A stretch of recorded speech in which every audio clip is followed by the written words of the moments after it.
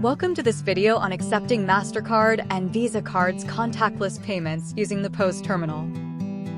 First, let's see how to accept a Mastercard payment. Enter the transaction amount and confirm.